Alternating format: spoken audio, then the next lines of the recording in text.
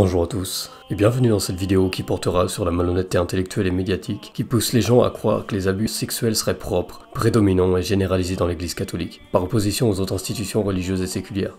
On rappellera dans un premier temps les faits occultés concernant les scandales dans l'église catholique, pour ensuite exposer les affaires qui concernent les institutions séculières et religieuses qui ont pour la même gravité un traitement médiatique bien moindre. Mais avant de commencer, on rappellera déjà que rétablir les faits au sujet des abus, c'est en rien les défendre ou encore moins les minimiser. Les catholiques et l'Église condamnent fermement ces actes ainsi que leur couverture. C'est cependant pas une excuse pour nier les réalités qui sont énumérées dans cette vidéo. La vérité sur les abus, elle ne peut pas être moralement détournée par ses fins idéologiques. Sans quoi ce serait en exploiter les victimes, en donnant une fausse illusion d'être de leur côté. Cette vidéo n'est donc pas non plus une attaque et ne tient pour responsable de ces crimes aucune doctrine religieuse. En ce qui concerne l'Église catholique, il y a deux principaux rapports qui ont fait l'objet de grands scandales médiatiques, à savoir celui de John Jay, publié à la suite des scandales révélés en 2002, et le récent rapport du grand jury de Pennsylvanie en 2018. Le premier portait sur les accusations d'abus sexuels aux États-Unis entre 1950 et 2002, et le second sur une période qui s'étend des années 30 aux années 2010, rapportant aussi de graves cas mis sous silence par des évêques.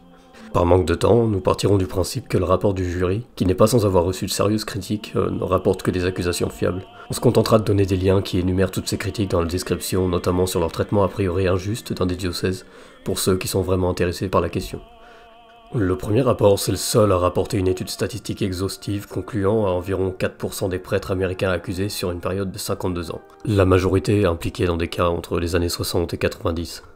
En ajoutant les 301 prêtres du second rapport à la liste, on obtiendra à peu près les mêmes résultats selon le même schéma, c'est-à-dire environ 30 ans d'incidents jusqu'à une chute significative à partir des années 90. En effet, un premier fait minimisé est que ces cas, ce que le second rapport rappelle très brièvement, ont largement diminué depuis au moins 20 ans, tandis que les victimes d'abus gagnent en visibilité, ce qui suggère que les mises en place de règles strictes par l'Église, comme la charte de Dallas, ont eu un effet bénéfique sur la situation. Rappelons aussi que cette montée des abus a un contexte historique et social où naissaient un peu partout en Occident des associations et des journaux publics, faisant sans tabou la promotion de la pédophilie érotique, et ce à peu près dans la même période. D'autres faits détournés portent sur les facteurs à risque qui sont communs aux prédateurs sexuels. En effet, il y en a beaucoup qui s'attachent sans fondement à l'idée que le célibat clérical serait la cause de leur comportement. Bien qu'il n'y ait au regard des sciences sociales comme la psychologie absolument aucune preuve que le célibat ait un rôle là-dedans, nous devons rappeler qu'il y a d'autres éléments pertinents qui pourraient rentrer en compte. Par exemple, l'Institut John Jay a démontré que statistiquement, bon nombre de prêtres coupables d'abus étaient significativement plus enclins à avoir eux-mêmes été victimes d'abus dans leur enfance. En ce qui concerne les victimes, 51% d'entre elles avaient entre 11 et 14 ans, 27% entre 15 et 17 ans. Selon le rapport, la majorité était donc pubère et post-pubère, ce qui contredit un peu ce qui résume ces scandales à de la simple pédophilie. La majorité étaient des garçons, bien qu'il semblerait que 45% des prêtres visaient les deux genres.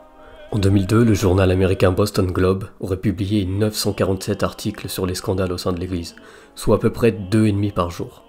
Au regard des chiffres présentés, on analysera les cas en dehors de l'Église pour déterminer si les scandales catholiques sont plus graves, plus passés sous silence et plus nombreux qu'ailleurs. Il faut savoir qu'aucune donnée scientifique n'a jamais démontré qu'il y avait généralement plus d'accusés pour abus sexuels dans le clergé que dans une quelconque autre institution en contact avec les enfants. Le président du Centre national américain pour les enfants disparus et exploités affirme qu'il n'y en a pas plus que chez les évangéliques ou chez les rabbins. Le psychiatre Manfred Luetz fait la même observation sur les abus familiaux qui auraient selon lui 36 fois plus de chances d'arriver que dans le clergé. Le professeur de psychologie et de psychiatrie Thomas Plant rappellera qu'il y a environ le même pourcentage d'abus dans les autres institutions religieuses. Il en va de même dans les populations de métiers fréquentant les enfants, comme les entraîneurs ou les conducteurs de bus d'école. Pour résumer, aucune étude scientifique n'a jamais démontré la prédominance chez les catholiques. Pour commencer, prenons l'exemple d'institutions non religieuses, comme le système éducatif. Entre 2001 et 2005, ce n'est pas moins de 2570 professeurs dont les droits à enseigner étaient repris pour agression sexuelle aux États-Unis. En seulement 10 ans à Chicago, c'est 523 cas d'abus sexuels sur enfants qui étaient rapportés à travers la ville entre 2008 et 2017. En 2001, on rapportait dans la ville de New York que chaque jour en moyenne, un enfant était abusé sexuellement par un membre du personnel scolaire. Il était aussi mentionné qu'un tiers de ceux ayant commis les abus étaient des récidivistes qui avaient déjà été mentionnés pour comportement inapproprié. Plus de 117 cas d'abus étaient mentionnés en 2 ans et demi. Sur 225 éducateurs ayant commis des abus, aucun n'était rapporté aux autorités et seulement 1% avait perdu son droit à enseigner. Seuls 35% avaient été suspendus ou n'avaient plus été embauchés. Parmi les restants, 16% continuaient à enseigner dans d'autres écoles, le reste n'ayant pas donné de nouvelles. Un autre rapport donnait un chiffre de 60% des coupables ayant été transférés à d'autres postes et échappés à la justice par des accords privés. En 10 ans à Washington, une investigation rapportait que 159 entraîneurs étaient avertis, réprimandés ou laissés aller, tandis que 98 continuaient à enseigner par la suite, généralement par accord privé. En 5 ans, dans l'Oregon, près de la moitié des professeurs repris pour mauvaise conduite sexuelle avec un enfant quittaient leur école par accord confidentiel. La plupart promettaient de passer les accusations sous silence, par des accords financiers ou des incitations à se résigner. Il était dit qu'il était commun dans le système éducatif américain de se passer les poubelles, c'est-à-dire de transférer les professeurs de sorte à ce que les directeurs d'école n'aient pas à engager de procédure légale. En France, on rapportait le même type de comportement de couverture dans les écoles publiques. La chercheuse universitaire Carol Shakeshaft déclarait que les abus à l'école étaient 100 fois plus probables que ceux des prêtres. Et pourtant, les 61 plus grands journaux de Californie rédigeaient près de 2000 articles au sujet des catholiques, la plupart pour des accusations passées, pour environ 4 articles sur les scandales, pourtant plus larges, dans les écoles publiques. Pour faire bref, malgré que ces institutions ne soient pas religieuses, ces nombreux faits sont plus récents, plus nombreux, ne s'étalent ni sur des périodes de plus de 50 ans, et ils n'échappent pas non plus aux problèmes de couverture. Et pourtant, ni les professeurs ne sont assimilés à des pédophiles, ni les écoles à des repères débordants d'abus sexuels. Ce n'est pas non plus le cas des psychiatres qui ont donné des chiffres d'attouchement parfois plus grands que ceux des prêtres. Bien qu'il n'y ait eu aucun rapport exhaustif sur la question, les autres religions sont aussi visées par des scandales. Prenons l'exemple du judaïsme. Dans les années 2000, dans la communauté juive orthodoxe de Brooklyn, on rapportait une large dissimulation d'abus sexuels concernant des rabbins ayant mené à 85 arrestations et 29 condamnations. En 2009, on y constatait 26 accusations d'abus sur des profs de yeshiva, des rabbins, des conseillers, des marchands ou des proches des enfants juifs.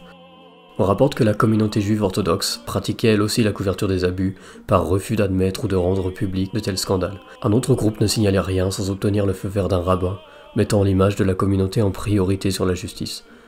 En 1999, certains rabbins critiquaient ce type de procédé dans la communauté et suggéraient que bien qu'en l'absence d'enquête, les abus au sein de la synagogue révéleraient des chiffres similaires aux prêtres. Le mode de dissimulation se trouve encore en réalité bien similaire à ce qui a été vu dans l'église catholique.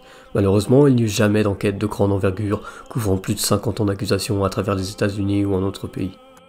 Les protestants qui disposent de pasteurs ayant le droit de se marier n'échappent malheureusement pas à des cas similaires. Au cours des 20 dernières années, on rapportait 380 pasteurs, enseignants, ministres ou laïcs bénévoles de l'église baptiste impliqués, dont au moins 35 ayant pu continuer à travailler dans l'église. De 1977 à 2015, en ce qui concerne l'église unifiée d'Australie, on rapportait 2504 incidents qui ne sauraient se différencier grandement de l'église catholique à la même période, bien qu'elle soit bien plus grande.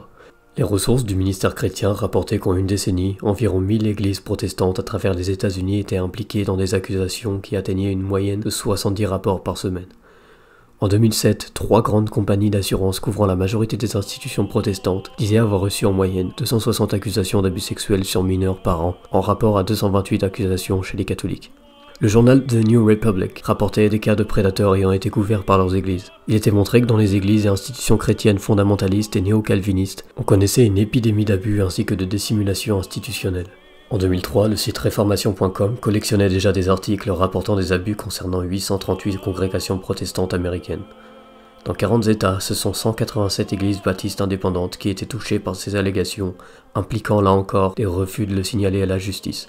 Malgré que la tâche de donner des chiffres pour le protestantisme soit reconnue comme difficile, étant donné qu'il est bien moins centralisé et hiérarchisé que le catholicisme, ce qui crée de nombreuses congrégations indépendantes sans avoir affaire à de rapport à une échelle nationale, certaines compagnies pour la protection des victimes d'abus donneraient néanmoins des chiffres s'élevant entre 100 à 160 abus annuels. L'Église orthodoxe, qui elle aussi dispose du célibat ecclésiastique, se voit sujette à des rapports, bien que là encore, aucune investigation d'aussi grande envergure n'ait été faite dans les pays à majorité orthodoxe. Un archevêque de l'église orthodoxe grecque admettait qu'aucune institution religieuse ne devait être vue comme immunisée de tels actes criminels. Certains prêtres étaient même accusés d'avoir couvert des cas d'abus sexuels sur enfants. Une victime d'abus expliquait que le clergé l'avait convaincu de ne rien signaler à la police et que le prêtre coupable avait simplement été transféré dans une autre paroisse. L'église de Serbie avait, selon un sociologue, longtemps caché ce type d'abus, rapportant qu'un problème était que la communauté était souvent intimidée et n'avait pas le courage de faire face à ces problèmes. À ma connaissance, ce n'est qu'avec la petite organisation privée Pokrov que les cas des orthodoxes ont commencé à être recensés. Elle déclarait que dans les paroisses orthodoxes, la situation était d'une certaine manière pire que dans l'église catholique en ce qui concerne la peur de rapporter les abus sexuels. En 2008, quelques noms de prêtres orthodoxes avaient été rapportés publiquement et d'autres continuent à l'être régulièrement, bien qu'aucun grand rapport historique ne soit fait. En effet, bien que les plus gros scandales et les plus médiatisés aient eu lieu en Occident, touchant donc la plupart de leurs religions majoritaires, les religions mineures n'y échappent pas nécessairement. Par exemple, l'islam compte également des cas d'imams condamnés pour abus sexuels sur enfants au Royaume-Uni, et cela se passe aussi en France. On rapportait aussi des abus sexuels et physiques dans les écoles islamiques avec des pressions communautaires pour ne rien mener en justice. Ceux-ci surgissent aussi en Orient, notamment au Pakistan, parlant d'une véritable épidémie d'abus sexuels sur enfants dans les écoles islamiques, plusieurs centaines en une décennie. En Algérie, selon certaines associations, il y aura un chiffre de 28% d'élèves subissant des attouchements dans les écoles coraniques. Il n'y a nul grand jury dans les pays musulmans pour réaliser un travail aussi long et détaillé que pour l'Église catholique. Des études sociologiques rapportent même des barrières culturelles qui inciteraient à mettre sous silence les abus sexuels dans les communautés musulmanes. Les groupes religieux les plus petits seraient sûrement moins sujets à investigation car plus éparpillés ou plus privés, mais ils n'y échappent pas nécessairement non plus. Certains cas ont aussi touché la fraternité sacerdotale Saint-Pédis par exemple. Cela va contre l'idée malheureusement poussée par certains traditionalistes, selon laquelle les abus sexuels seraient à blâmer sur le Concile Vatican II, bien que 44% des prêtres accusés d'abus avaient été ordonnés avant celui-ci, et presque 70% avant sa fin. Il serait injuste d'exploiter les scandales pour justifier des réformes liturgiques ou pastorales, bien qu'on puisse spéculer à propos de son influence sur les prédateurs déjà présents dans le clergé à l'époque. Un article du New York Times avait aussi fait des révélations sur des abus dissimulés chez les témoins de Jéhovah. Selon le professeur Karl Raschke, les témoins de Jéhovah n'étaient pas bien différents des autres religions isolées aspirant à la pureté théologique et morale. Les groupes qui tendraient à être soudés et encartés ont historiquement plus d'incidences d'abus sexuels et d'inceste. C'est un fait ethnologique, dit-il, que les religions se voulant entièrement saintes auront moins tendance à admettre que des gens ne vivent pas selon leurs idéaux.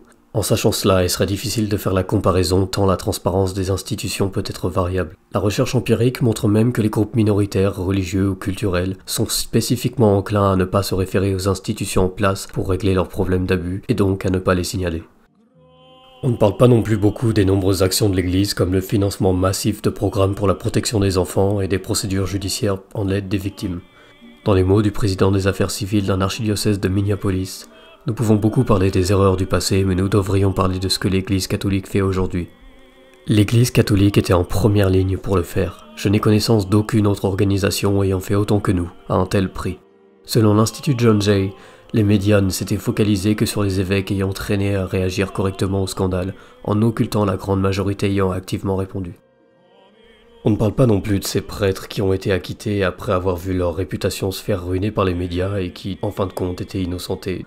Certains ont même passé des mois, voire des années en prison avant d'avoir été révélés innocents. En constatant tous ces faits, on ne peut arriver qu'aux conclusions suivantes. Si nous devons parler d'une crise de l'Église comme de celle d'une minorité grandissante de prédateurs sexuels, celle-ci s'est terminée il y a au moins 20 ans, grâce au travail des autorités cléricales.